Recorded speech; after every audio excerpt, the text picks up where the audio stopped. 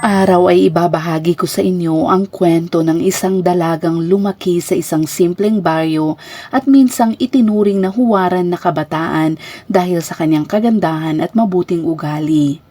Ngunit habang unti-unti siyang napapalibutan ng kayamanan, kapangyarihan at luho, nagsimula ring magbago ang kanyang buhay sa paraang hindi inaasahan ng sinuman. Ang babaeng dati ay hinahangaan ng lahat ay kalaunan ay masusumpungang nasasangkot sa isa sa pinakamalaking iskandalo sa kanilang lugar. Paano nga ba nabago ng pera at impluwensya ang isang dating mabait na dalaga? At meron pa nga bang balikan kapag ang isang tao ay tuluyan ng nalunod sa karangyaan at kapangyarihan? Ito ang nakakagulat na kwento ni Ku Jingyao. At bago tayo magpatuloy, ay kung bago ka pa lamang dito sa ating channel, ay huwag mong kalimutang i-click ang subscribe button at pindutin na rin ang notification bell para updated ka sa mga kasong tinatalakay natin dito.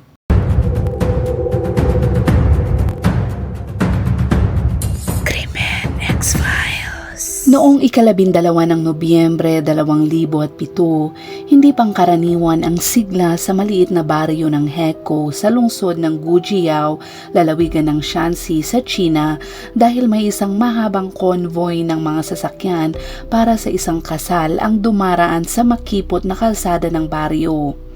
Umaalingaw-ngaw naman ang ingay ng mga makina nito at sunod-sunod ding nagpapaputok ng mga paputok sa daraanan na para bang nakikiisa ang buong lugar sa pagdiriwang ng bagong mag-asawa.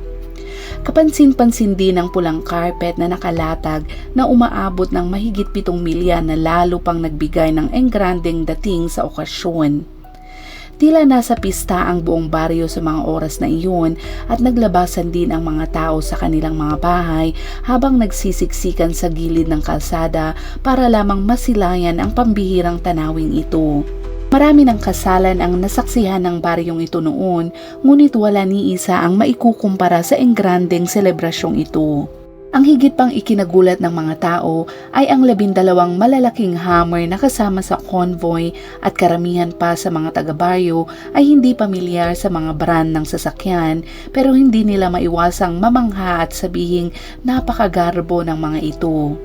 Noong taong 2007, ang karaniwang taunang sahod ng isang manggagawa sa lungsod sa China ay nasa $3,000 lamang at para makabili ng ganoong sasakyan, kailangan ng maraming taon ng pag-iipon kaya naman nagtataka ang lahat kung paano nagawang magdaos ng ganoong kaluhong kasal ng isang ordinaryong tao.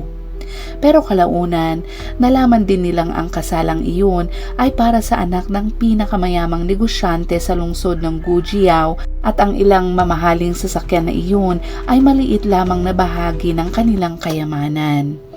Ayon sa mga residente, inimbitahan din sa kasal ang ilang sikat na entertainment stars noong panahong iyon kabilang sina Jiang Dawei at Abaw upang magtanghal. Umabot sa mahigit $1.2 milyong ang kabuuang halaga ng kasal na iyon at dahil dito, hindi lamang ang mga taga roon ang namangha kundi maging ang buong bansa. Ang larawan ng 12 hammer sa wedding convoy ay mabilis ding naging isa sa 10 pinaka-pinag-usapang balita sa buong bansa. Perpekto ang kasal pagdating sa karangyaan at kayamanan at naging malaking sensasyon ito sa buong China. Ang pangunahing tauhan naman ng kasal na ito ay si Ku Jingyao na 19 na taong gulang pa lamang noong panahong iyon. Sakay naman ng convoy na binubuo ng 12 hammer, nagtungo siya upang pakasalan ang 20 taong gulang na panganay na anak ni Gang Jianping na kilalang pinakamayamang tao sa lungsod ng Gujiao, lalawigan ng Shanxi noong panahong iyon. Bukod sa kanyang murang edad, marami ang nagtataka. Kung hindi man pambihirang ganda ang dahilan, marahil ay isa itong pagsasama ng dalawang makapangyarihang pamilya. Iniisip din ng ilan na baka anak si Jingyao ng isa ring mayamang may-ari ng minahan ng carbon sa Shanxi. Si Ku Jingyao ay ipinanganak noong ika-24 ng Setyembre 1988 sa baryo ng Heko, lungsod ng Gujiao sa lalawigan ng Shanxi at sa katunayan ay hindi siya anak ng sinumang may-ari ng minahan. Simple lamang ang kanilang buhay. Umaasa ang kanilang pamilya sa kinikita ng kanyang ama na madalas na nagtatrabaho sa malalayong lugar. Pagkatapos ipinanganak si Jingyao, bumalik ang kanyang ama sa kanilang bayan. Dahil mayroon itong pinag-aralan, natanggap siya bilang guro sa isang lokal na middle school. Mahal na mahal ng kanyang ama si Jingyao at kahit limitado ang kanilang pera, palagi niyang sinisikap na maibigay ang anumang nais ng kanyang anak. Bilang isang guro, binigyan din niya ng malaking halaga ang edukasyon ni Jingyao. Dahil lumaki sa pagmamahal at pag-aaruga ng kanyang ama, naging mabait at masunuring bata si Jingyao mula pa noong siya'y maliit. Tuwing may nakakasalubong siyang kakilala sa kalsada, ay lagi siyang bumabati at kapag may bisita sa kanilang bahay, ay maggiliw at magalang niya itong tinatanggap. Para sa mga kapitbahay, siya ang huwaran ng isang mabuting anak at minamahal siya ng lahat. At habang lumilipas ang panahon, lalo pang gumaganda si Jingyao. Ang kanyang malalaki at maniningning na mga mata ay puno ng sigla at talino. May taas siyang humigit kumulang 5 talampakan at 5 pulgada at may payat at maayos na pangangatawan, kaya naman hindi nagtagal, nakilala siya bilang pinakamagandang dalaga sa baryo ng Heku. Sa pribado, halos lahat ay nagkakaisa sa iisang opinyon. Si Jingyao ang pinakamagandang babae sa kanilang baryo. Nang pumasok siya sa high school, nakilala niya si Zheng Weilong, ang lalaking magiging asawa niya kalaunan. At bilang anak ng isang mayamang pamilya sa lungsod ng Gujiao, kabaliktaran siya ng mabait at disiplinadong si Jingyao. Kapansin-pansin siya sa paaralan dahil sa marangyang pamumuhay, madalas na nagdudulot ng problema at palaging dumarating sakay ng mga mamahaling sasakyan. Mabilis na nakuha ng dalisay na kagandahan ni Jingyao ang atensyon ni Weilong. At bagamat hindi siya gaanong interesado sa pag-aaral tulad ng karamihan sa mga kabataang lalaki sa kanyang edad, hindi niya maiwasang humanga sa isang maganda at independenteng babae tulad ni Jingyao. Sa kadalasang sitwasyon, hindi basta-bastang papasok sa isang romantikong relasyon ang isang dalagang tulad ni Jingyao sa murang edad, pero anuman ang dahilan, nagsimula ring mapansin ni Jingyao si Weilong. At tulad ng tubig na kusang umaagos pababa, unti-unti silang naging malapit sa isa't isa. Ang mas nakakagulat pa ay hindi lamang basta hinayaan ng dalawang pamilya ang relasyon ng kanilang mga anak, kundi buong puso pa nila itong sinuportahan.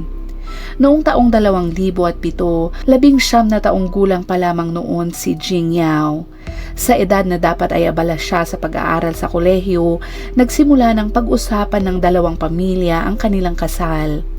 Marami ang nagtaka dahil mula lamang sa ordinaryong pamilya si Jingyao at wala namang itinuturing na pambihirang katangian o yaman ng kanyang pamilya, kaya bakit napakahalaga niya para sa pamilya na kanyang mapapangasawa at handang-handa silang gumastos ng milyon-milyong dolyar upang tanggapin siya bilang manugang. Sa huli ay pinili ng dalawang pamilya ang 12 ng Nobyembre bilang araw ng kanilang pag-iisang dibdib. Ang petsang iyon ay personal na itinakda ni Geng Jiangping, ang biyanan ni Jingyao na kilalang pinakamayamang tao sa lungsod ng Gujiao noong panahong iyon.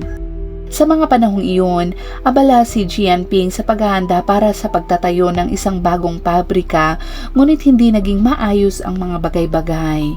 Ngunit ang nakapagtataka ay mula nang itakda nila sa pamilya nila ang petsa ng kasal ng dalawa, biglang nagsimulang maging maayos ang lahat. Ang mas kahanga-hanga pa ay sa mismong araw na opisyal na naging mag-asawa sina Jingyao at Weilong, ginanap din ang engrandeng pagbubukas ng bago nilang pabrika.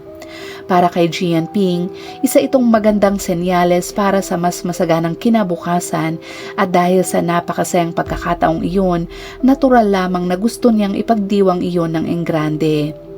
Mula noon, itinuring na ni Jiangping si Jingyao bilang swerteng bituin ng kanilang pamilya at para sa kanya, kung tatanggapin mo ang isang swerteng bituin sa iyong pamilya, dapat itong gawin ng may sukdulang karangyaan. Bukod pa rito, sinadya ni Geng Jiangping na ang kanyang bagong tayong pabrika ang maging lugar ng seremonya ng kanilang kasal. Mula sa bahay ni Jingyao hanggang sa mismong lugar ng kasal, ang buong daan ay nilagyan ng pulang carpet na umaabot ng mahigit 7 milya. Maging ang mga burol, puno at mga bakod sa daraanan ng bridal convoy ay pinalamutian ng pulang laso, mga parol, makukulay na ilaw at pink na tela na lumikha ng isang nakakasilaw na tanawin. At hindi lamang ang 12 hammer ang bumubuo sa convoy. Sa katunayan, tila pang suporta lamang ang mga ito. Nangunguna sa prosesyon ang 2 sasakyang may detalyadong dekorasyong may temang dragon at phoenix. Kasunod naman ng 12 hammer ay daan-daang Mercedes-Benz at BMW na bumuo ng napakahabang hanay ng mga sasakyan na hindi na makita ang dulo.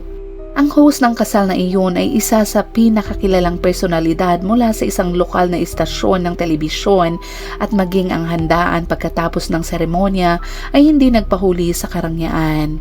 Ang mga pagkain ay personal na inihanda ng mga head chef mula sa Jiangnan Culinary Group sa Taiwan. Ang mga pagkain ay personal na inihanda ng mga head chef mula pa sa Jiangnan Culinary Group sa Taiwan. Isang pangkat ng mga profesional na staff ang nagsilbi sa mga bisita at umabot sa 160 mesa ang inihanda para sa piging na iyon. Ayon pa sa mga residente ng baryo, ang mga dumalo sa kasal ay pawang mayayaman o makapangyarihang tao at halos lahat ay dumating sakay ng mga mamahaling sasakyan. Dahil dito, nagsikip ang mga kalsada malapit sa lugar ng kasal mula sa maliliit na daan ng baryo hanggang sa bayan at ang hanay ng mga sasakyan ay umabot pa ng 4 hanggang 5 milya. Sa napakahalagang araw na iyon, nais ni Jianping na maibahagi sa lahat ang kanyang kasiyahan kaya nagpaayos din siya ng mahabang fireworks display na hindi rin biro ang halaga ng mga paputok na iyon. Sa kabuuan ay tinatayang umabot ang gastos sa 10,000 hanggang 100,000 dolyar. Para sa maraming tao, ang isang kasal na nagkakahalaga ng milyong-milyong dolyar ay isa lamang marangya at isang malaking pag-aaksaya at dahil dito, hindi nawala ang mga kritisismo. Sa katunayan, dahil sa matinding pressure mula sa opinyon ng publiko, napilitan pa ang mga otoridad ng lungsod ng Gujiao na magsagawa ng isang espesyal na pagpupulong upang kondenahin ang ganoong klase ng labis na karangyaan.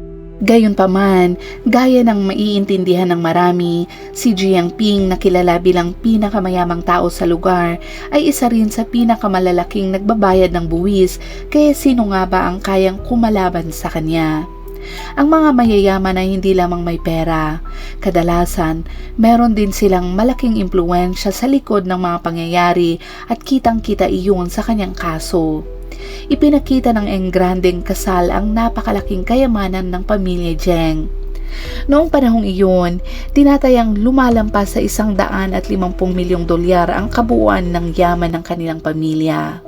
Ngunit ang paraan kung paano nila nakuha ang napakalaking kayamanang ito ay hindi kasing linis ng makinang na imahe ng kanilang kasal na iyon. Sa likod ng karangyaan at kinang ay nakatago ang isang kwento ng mga kahina-hinalang transaksyon at mga ilegal na gawain. Si Zheng Jianping, ang kilala at maimpluwensyang negosyanteng ito, ay dating isang mahirap na batang nagmula lamang sa ordinaryong pamilyang magsasaka. Siya ay isang ampon at pinalaki siya ng kanyang mga adoptive parents na sa katunayan ay kanyang mga lolo at lola lang din. Noong panahong iyon, dahil hindi sila nagkaroon ng sariling anak, inampon nila si Jianping mula sa kanyang tunay na pamilya. Nang tanungin siya kung bakit niya inihanda ang ganoong kainggrande na kasal para sa kanyang anak, diretsa niyang sinabi na noong bata daw siya ay sobrang hirap nila sa buhay at ngayon ay gusto lamang niyang maranasan ng kanyang anak ang luho na hindi niya naranasan noon. Si Zheng Jianping ang pang-4 na anak sa kanyang tunay na pamilya at may palayaw na si Xin na kalaunan ay ginamit niya bilang pangalan ng kanyang mga kumpanya. Dahil lumaki siya sa isang simpleng pamilyang taga-probinsya, puno ng kakulangan ng kanyang kabataan. Ang kanyang mga damit ay puro pinaglumaan ng matatanda at paulit-ulit na tinatahi dahil sa mga punit. Maging ang kanilang pagkain araw-araw ay napakasimple at kadalasan ay sabaw lamang na halos walang laman. Ngunit sa halip na maging masipag at matiisin si Jiang Ping dahil sa mahirap na kalagayan, lalo lamang naging magulo at hindi mapakali ang kanyang pag-iisip. Huminto siya sa kanyang pag-aaral noong ikalawang baitang at ginugol ang kanyang mga araw sa paggala kasama ang ibang mga bata.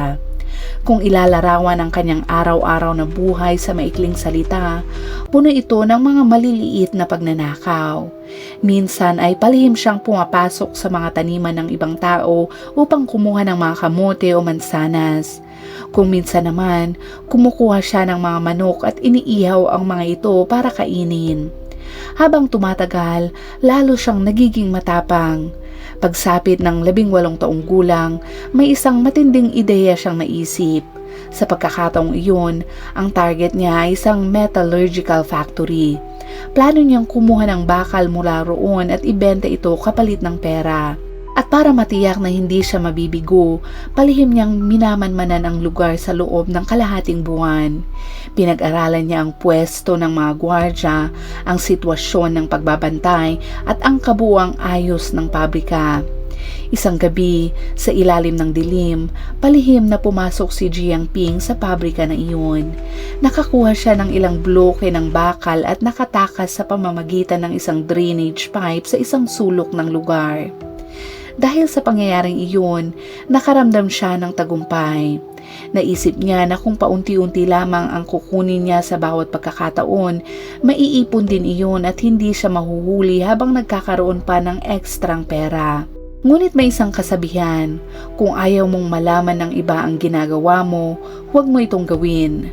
Pagkaraan ng ilang panahon, habang nagsasagawa ng inventory ang manager ng pabrika, natuklasan nitong malaking halaga ng bakal ang nawawala. Dahil dito, agad niya itong iniulat sa pulisya. Matapos ang investigasyon, natukoy ng mga pulis na si Zheng Jiangping ang pangunahing sangkot at kaagad siyang inaresto. Nang tanungin siya ng mga pulis, wala siyang itinago at inamin niya ang lahat. Iniisip niya noon na ilang bloke lang naman ng bakal ang kanyang kinuha at hindi iyon malaking bagay. Inakala pa niyang kapag kusa siyang umamin, ilang araw lamang siyang ikukulong at pagkatapos ay makakalaya rin siya. Ngunit sa kasamaang palad, mahigpit ang batas. Dahil doon, hinatulan si Zheng Jiangping ng ilang taong pagkakakulong. Pagkatapos niyang makalaya, halos naputol ang lahat ng kanyang koneksyon sa lipunan. Wala siyang sapat na pinag-aralan at hindi rin siya makahanap ng maayos na trabaho. At doon niya nabuo ang isang mapanganib na paniniwala. Naniniwala siya na kung gusto niyang yumaman ng husto, hindi niya maaaring tahakin ang normal na landas sa buhay dahil para sa kanya, ang pinakamabilis na paraan para kumita ng malaking pera ay ang mga paraang nakasulat mismo sa criminal code. Ang mga panahong iyon ay kasabay ng mabilis na pag-unlad ng industriya ng carbon sa Shanxi at maraming tao ang yumaman dahil dito. Nakita ito ni Zheng Jiangping at hindi niya maiwasang mainggit. Ngunit sa panahong iyon, wala siyang kahit ano.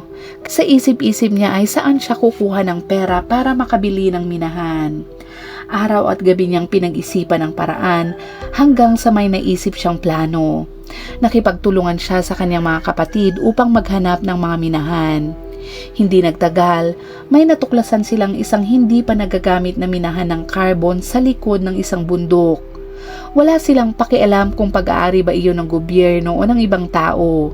Basta na lamang nila itong inangkin at pagkatapos nito, nag-ambagan sila para bumili ng ilang kagamitan sa pagmimina at nagsimulang maghukay ng carbon. Pagkaraan naman ng ilang panahon, kumita sila ng malaking halaga ng pera. Mula sa pagiging isang maliit na magnanakaw, naging may-ari ng minahan ng carbon si Zheng Jiangping sa Shanxi. Nang makita niyang halos maubos na ang laman ng minahang iyon, nagsimula na naman siyang maghanap ng panibagong target. Gumastos siya ng pera upang bumili ng ilang toneladang pampasabog para pasabugin ang mga bundok. Pagkatapos, basta na lamang niya itong inilagay sa iba't ibang bahagi ng mga nakapaligid na burol. Sa lakas ng mga pagsabog, maraming mabababaw na layer ng mga carbon ang lumitaw sa ibabaw ng lupa. Nagbigay ang mga minahang iyon ng napakalaking kita kay Jiangping. Ngunit kasabay nito, dahil sa operasyon ng walang business permit at pag-iwas sa pagbabayad ng buwis, muli siyang inaresto at nakulong. Ngunit sa pagkakataong ito, hindi na siya ang dating mahirap na binata. Ginamit niya ang kanyang pera upang bumuo ng mga koneksyon at nakalaya siya sa loob ng wala pang isang buwan. Ang karanasang iyon sa kulungan ay nagmulat kay Zheng Jiangping sa realidad. Para sa kanya, hindi sapat ang pagiging matapang para kumita ng pera. Ang pinakamahalaga ay ang pagkakaroon ng makapangyarihang taong susuporta sa iyo. Matapos pag-aralan ng mabuti ang sitwasyon, nakita niya ang taong iyon kay Jiang Xinming. Si Jiang Xinming ay isang tao na may pambihirang impluwensya. Kilala siya sa iba't ibang bansag, kabilang ang #1 coal baron ng Shanxi at isa sa pinakamakapangyarihang personalidad sa ilalim ng mundo ng Taiyuan. Malaki ang kanyang impluwensya sa Shanxi. Hindi lamang siya mayaman, mayroon din siyang napakalawak na network ng mga koneksyon. Matapos mapalapit kay Jiang Xinmin, nakilala rin ni Jiangping ang maraming maimpluwensyang personalidad. Sa pamamagitan ng pagbibigay ng protection money at mamahaling regalo, sa wakas ay nakakuha siya ng permit para sa pagmimina ng carbon at nakapagparehistro pa ng ilan pang minahan. Nang panahong naghahanda ang kanyang baryo para sa pagsasanib ng mga komunidad at pagpili ng bagong village chief, nakita ni Zheng Jiangping ang isang magandang oportunidad. Makakatanggap siya ng sweldo mula sa gobyerno at magkakaroon pa ng mas maraming pagkakataon para makakuha ng mga minahan. Para sa kanya, kapag nakuha niya ang posisyon ng village chief, mas magiging madali ang pagkita ng pera sa hinaharap. At para matiyak ang kanyang pagkapanalo, gumamit siya ng iba't ibang paraan. Pinangunahan niya ang grupo ng kanyang mga tauhan sa pagpunta sa bawat bahay habang may dalang $15,000 na cash. Ipinangako niya sa mga residente na kapag siya ang nahalal, bibigyan niya ng $70 ang bawat pamilya.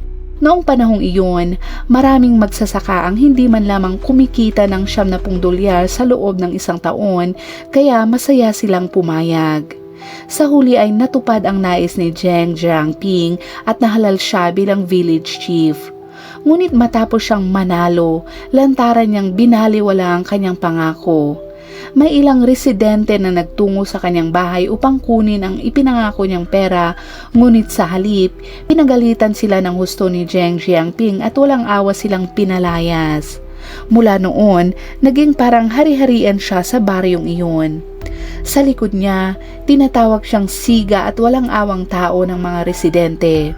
Pagkatapos maging village chief, ginamit ni Zheng Jiangping ang kanyang kapangyarihan para sa kanyang pansariling interes at sa kapinsalaan ng mga tao sa baryo. At dahil maraming dumi at alikabok ang bagong minahang carbon, kailangan itong hugasan ng tubig. Direkta niyang ginamit ang nag-iisang sinaunang balon ng baryo para sa paghuhugas ng carbon ng mga iyon.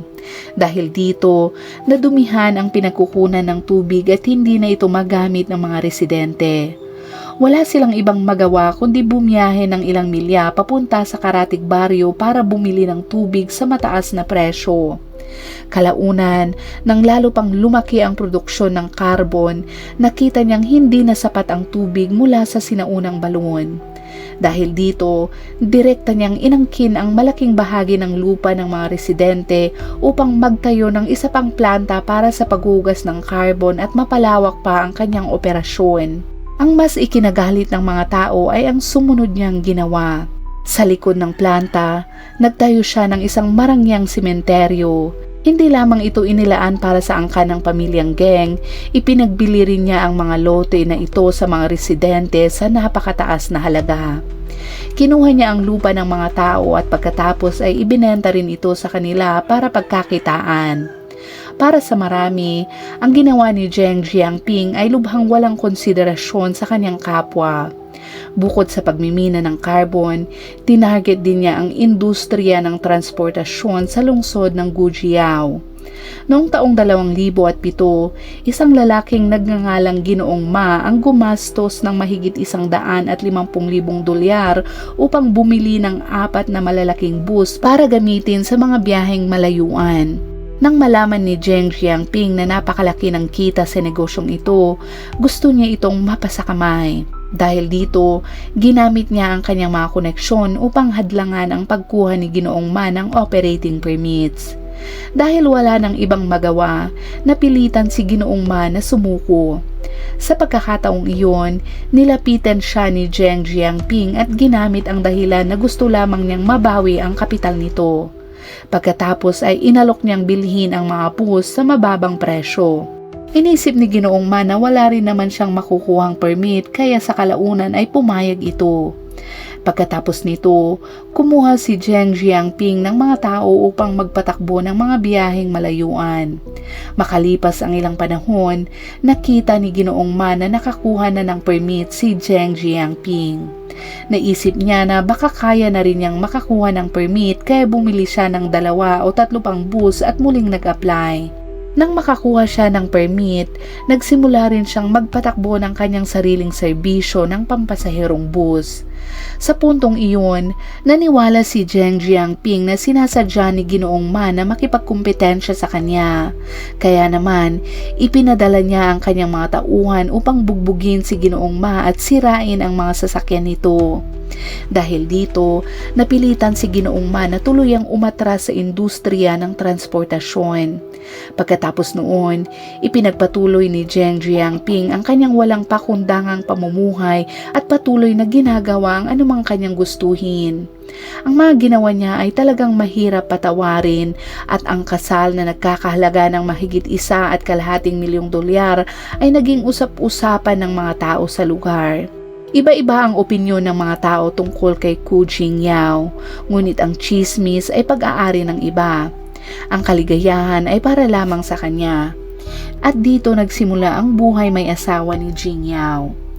Nang unang pumasok si Jingyao sa pamilya Zheng, pinatrabaho siya ng kanyang biyenan na si Zheng Jiangping bilang accountant sa kanilang grupo ng mga kumpanya.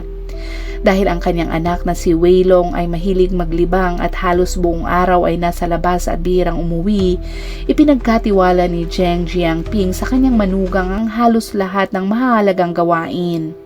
At upang hikayatin si Jingyao na magkaanak, nangako si Zheng Jiangping na bibigyan siya ng $300,000 kapag lalaki ang kanyang naging anak at $150,000 naman kung babae.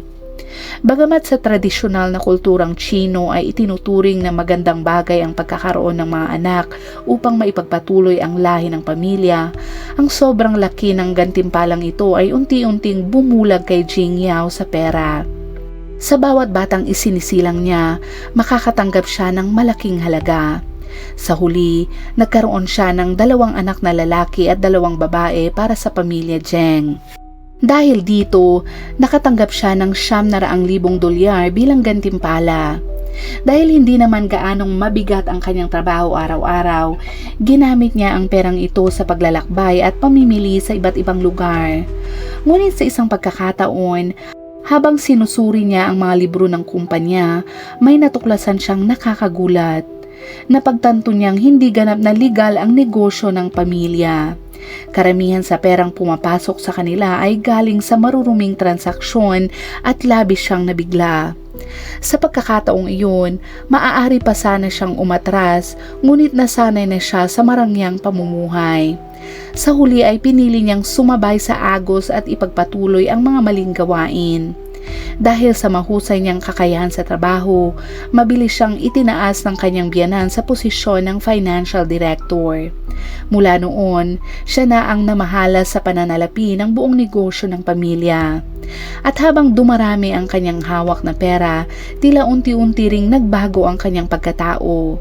Dahil ang perang iyon ay galing sa mga iligal na gawain, sa pang-aapi sa iba at sa paglustay ng pampublikong pondo, may kasabihan na kung sino ang palagi mong kasama, unti-unti kang nagiging katulad nila. Matagal na namuhay si Jing Yao sa ganoong kapaligiran kaya naapektuhan din siya ng mararahas na ugali ng mga tao sa paligid niya. Kalaunan, nagbago rin ang kanyang personalidad. Isang araw, habang naglalakad siya kasama ang kanyang anak sa kalsada, may isang matandang lalaki na nagtutulak ng tricycle na paparating mula sa kabilang direksyon. Marahil dahil sa katandaan at panghihina ng katawan, hindi nito gaanong nakontrol ang sasakyan. Bahagya itong lumihis at aksidenteng nabangga ang bata. Agad namang humingi ng paumanhin ang matanda, ngunit hindi ito pinalampas ni Jing Yao. Matindi niya itong pinagalitan at ipinag-utos pa sa kanyang mga tauhan na saktan ang matanda dahilan upang ito ay madala sa ospital. Ang naging asal ni Ku Jing Yao sa oras na iyon ay tunay na nakapanghihinayang. Nang pumasok siya sa pamilyang iyon, para na rin siyang nahulog sa isang malaking sisidlan ng tina. Ang kasabihan ay gaano man kaputi ang isang tela, kapag nilubog sa maitim na tina, sa huli ay kukulay din ito. Ngunit walang lihim na nananatiling nakatago habang buhay. Bagamat may kapangyarihan at impluwensya ang pamilya Zheng, isang bahagi lamang ng kalangitan sa lungsod ng Gujiao ang kaya nilang kontrolin. Maaring naangkin nila ang iba't ibang industriya sa kanilang lugar, ngunit sa huli, iligal pa rin ang kanilang negosyo. Maaaring magawa ng pamilya Zheng ang gusto nila sa loob ng ilang panahon, ngunit hindi iyon magtatagal magpakailanman. Mula noong taong 2008, natuklasan ng estado na maraming tao ang iligal na kumukuha ng yamang mineral para sa napakalaking kita ng walang pahintulot. Dahil dito ay mabilis na nabawasan ang mga mineral na yaman ng bansang iyon. Nagdulot ito ng malaking pagkalugi sa mga ari-arian ng estado, humadlang sa pag-unlad ng lokal na ekonomiya at nakakaapekto sa kalidad ng buhay ng mga residente sa mga lugar na iyon. Mula sa taong iyon, nagsimula ang malawakang operasyon laban sa mga iligal na minahan ng carbon. At bagamat maraming sangkot ang nahuli, mayroon ding mga taong may malalawak na koneksyon na paulit-ulit na nakakaiwas sa mahigpit na inspeksyon at isa na roon si Zheng Jiangping. Ginamit niya ang kanyang mga posisyon bilang village chief, party secretary at kinatawan ng People's Congress ng lungsod ng Gujiao upang pagtakpan ang kanyang mga ginagawa. Hindi lamang nakaiwas sa pag-aresto si Zheng Jiangping, kundi nakakuha pa siya ng ilan pang kontrata para sa pagmimina ng carbon. Nakabili rin siya sa mababang halaga ng mga karapatan sa pagmimina ng iligal na minahan na ipinasara na ng gobyerno. Sa isang pagkakataon dahil sa sobrang pagmimina, nagkaroon ng pagguho ng lupa at paglubog ng bahagi ng lupa sa isa sa mga minahan ni Zheng Jiangping. Dahil dito, may nakadiskubre rito at agad na iniulat sa mga otoridad. Inakala ng mga tao na sa wakas ay mahuhuli na ang buong grupo ni Zheng Jiangping, ngunit muli na naman niyang ginamit ang kanyang pera upang maayos ang sitwasyon. Ginamit niya ang dahilan na naghuhukay lamang sila ng mga drainage channel at sa paraang iyon ay nalampasan niya ang krisis. Pagkatapos noon, wala nang sumunod na aksyon. Si Ku Jing Yao naman ay palaging maingat sa kanyang mga ginagawa. Matapos maiulat ang insidenteng iyon, sinimulan niyang paalalahanan ang kanyang mga tauhan na huwag gumawa ng anumang gulo. Nagsimula ring maging mas maingat at hindi gaanong lantad si Zheng Jiangping. Sa mga sumunod na taon, wala nang malalaking insidenteng kinasangkutan ang pamilya Zheng. Hanggang sa dumating ang taong 2014. Sa taong iyon, bumagsak ang pinakamalakas na sandigan ni Zheng Jiangping. Si Jiang Xinming ay inaresto at nakulong dahil sa mga kasong may kaugnayan sa organisadong krimen at money laundering. Maging ang mga taong nasa likod nito ay nadamay at sunod-sunod ding nahuli. Dahil dito, nawala ang lahat ng koneksyon ni Zheng Jiangping at nagsimulang humarap sa mga problema ang kanyang negosyo. Habang isa-isang naaaresto at nakukulong ang mga sangkot sa organisadong krimen, ang mga taong matagal nang nakaranas ng pang-api mula sa pamilya Zheng ay tuluyan ng tumigil sa pananahimik. Nagsimula silang lumantad at lumagda sa mga petisyon laban kay Zheng Jiangping. Dumating ang Mayo ng taong 2018, nakatanggap ang Taiyuan City Police Department ng isang anonymous na sulat ng reklamo. Sa lihim na iyon, inakusahan ng mga mamamayan si Zheng Xixin na kilala rin bilang si Zheng Jiangping at kinatawan ng People's Congress ng lungsod ng Gujiao ng mararahas na gawain. Agad nitong nakuha ang atensyon ng pulisya ng Taiwan. Dahil dito, kaagad silang nagpadala ng mga tao upang magsagawa ng investigasyon. At habang isinasagawa ang pagsisiyasat, nakakalap ang mga pulis ng napakaraming ebidensya. Sa kabuuan, 25 pinaghihinalaang sangkot sa organisadong krimen ang naaresto. Sa operasyong ito, nalutas ng mga otoridad ang mahigit 130 mabibigat na kaso. Kabilang dito ang pag-organisa, pamumuno at pakikilahok sa mga organisadong grupong kriminal, iligal na pagmimina, iligal na pag-angkin ng lupang pang-agrikultura, pananakot at marami pang iba. Ang imperyo ng negosyo na itinayo ng pamilya Zheng mula pa noong 1976 ay tuluyan ng bumagsak sa malawakang operasyong ito. Matapos maaresto sina Zheng Jianping at Zheng Weilong, kumuha si Jing Yao ng malaking halaga ng pera at nagsimulang tumakas. Direkta ring isinama ng Ministry of Public Security ang kanyang pangalan sa Class A Wanted List at nag-alok ng gantimpalang $15,000 para sa kanyang pagkakahuli. Sa pagkakataong ito, kahit patila mayroon siyang pakpak, halos imposible na para kay Jing Yao na makatakas. Matapos ang ilang panahon sa pagtunton at imbestigasyon, sa wakas ay natukoy ng mga otoridad ang kanyang kinaroroonan at agad itong iniulat. Isang araw noong taong 2019, matapos ang 8 oras na pagmamanman, namataan ng mga pulis si Ku Jingyao sa isang mamahaling apartment complex sa lungsod ng Taiyuan. Agad nila siyang inaresto at dinala sa himpilan ng pulisya.